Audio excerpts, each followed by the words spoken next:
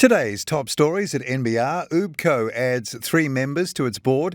The Salvation Army's latest State of the Nation report. New curious CEO excited by AI for New Zealand. And there's more coming right up.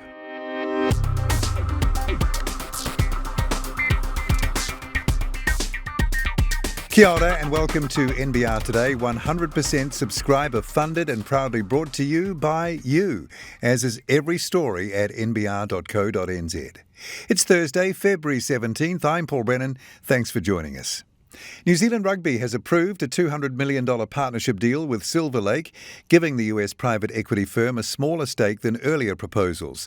The deal, structured as a $200 million investment in a new commercial entity, NZR Commercial Co., which will house all revenue-generating assets of New Zealand Rugby, values the new entity at $3.5 billion. The investment will be made in the form of a perpetual convertible security at a low interest rate, which can convert into ordinary equity after 3 years.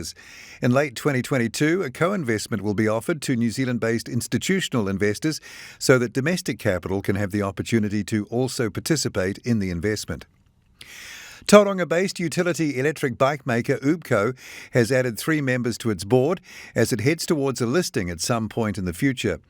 They've joined existing board members Chainatanga Ranatunga from GD1, Chief Executive Catherine Sanford and company co-founder Daryl Neal. Sanford said she was delighted to welcome these incredibly talented and diverse minds to the boards and executive team. She says the wealth of knowledge, experience and expertise across multiple markets will be immensely beneficial to UBCO's continued growth plans into 2022 and beyond. NZX Limited will not expect a dividend from its $12.5 million acquisition of 1/3 of Fonterra's global dairy trade business for at least 3 years, while it expects further capital expense of $3.2 million to market the auction platform to a wider range of dairy sellers and market speculators. The deal, announced this morning, Thursday morning, as NZX reported its 2021 full-year financial results, will see NZX and the European Energy Exchange, EEX, spend $12.5 million each for their 33.33% stake in GDT alongside Fonterra. The partners will share the further capital expense equally. NZX Chief Executive Mark Peterson said he believed adding his company's credibility and independence to GDT's already preeminent position in the global trade for dairy products would attract suppliers to the market. The Salvation Army's latest State of the Nation report, released this week, makes grim reading, not just for those struggling to survive, but also for the Labour government, which campaigned in both 2017 and 2020 on reducing inequality and child poverty and on dealing with the housing crisis.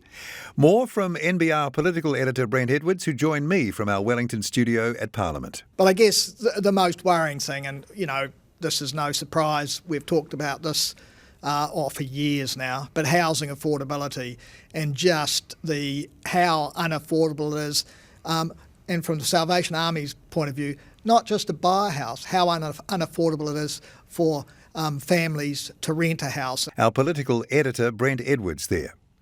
Listed industrial and agricultural products manufacturer Skellerup appears to be working on a major contract supplying the healthcare sector with widgets that could represent a step change for the company.